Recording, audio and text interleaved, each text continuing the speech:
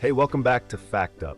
Ever noticed how everyone these days, tech CEOs, life coaches, even your favorite influencers, keeps preaching the same mantra: stay calm, focus on what you can control, don't let emotions rule you? It's everywhere. But here's the twist: this idea isn't new, it's ancient. Today we're diving into Stoicism, a philosophy that's over 2,000 years old, yet still quietly shaping how we think, work, and live in 2025. Is it the ultimate mental weapon for thriving in chaos? Or are we blindly following a script written by long-dead philosophers without ever questioning it? Stick around, because by the end you'll be asking yourself, are we really free thinkers or just modern-day Romans reading from the same old playbook?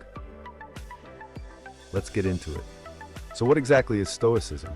Imagine this. It's the 3rd century BCE. A guy named Zeno washes up in Athens after a shipwreck, losing everything. Instead of breaking down, he starts teaching a radical idea.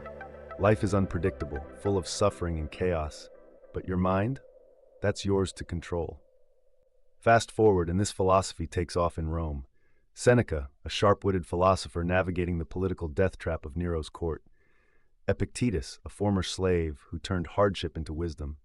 Marcus Aurelius, an emperor balancing power, war, and plague, writing down his private reflections on resilience. Their message? Control your thoughts, your actions, everything else. Let it go. If the world burns, stay cool. Sounds simple, right? But here's the kicker. Stoicism wasn't just some ivory tower theory for rich philosophers. It was battle-tested in real-world chaos. Marcus Aurelius wrote Meditations between military campaigns. Seneca was forced into suicide. These weren't armchair intellectuals. They lived and died by this philosophy. And that's why it survived. Now let's fast forward to today. Stoicism is everywhere. You just don't always see it. Ever heard a Silicon Valley entrepreneur talk about hustling through failure? That's pure Stoicism. Embrace setbacks, adapt, and keep moving.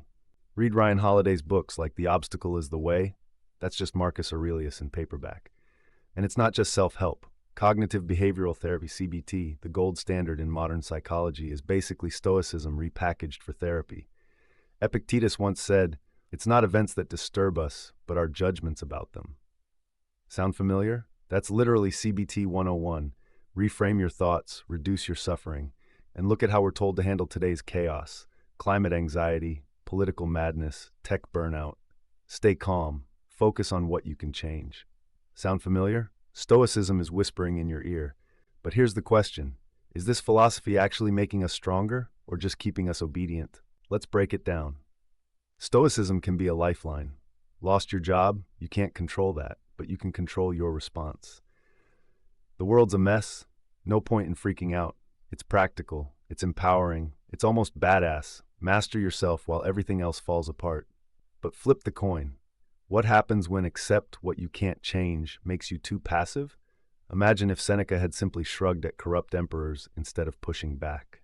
Imagine if Marcus Aurelius accepted injustice instead of trying to lead differently. Fast forward to today. If your boss overworks you, is it stoic strength to just endure it? Or is it just convenient for the system if you don't push back?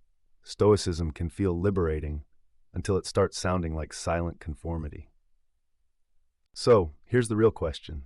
Are we shaping Stoicism, or is it shaping us? We're not Roman senators dodging assassins, but we're still swallowing the same ideas. Why? Because chaos isn't new. 2025 is just our version of Rome collapsing. Stoicism fits because it's timeless. But that's the trap. Lean too hard on old ideas and you stop questioning them. Are we actively choosing this mindset, or just following it because it's trending on X or popping up in TED Talks? If Marcus Aurelius tweeted today, would he tell us to chill out or to fight back? Maybe both. But the real Stoic move? Question the philosophy itself. And that's Stoicism's hidden influence, an ancient philosophy running our modern lives. But like any tool, it's only as powerful as how we use it. So what do you think? Is Stoicism a secret weapon for resilience, or just a way to keep us quiet?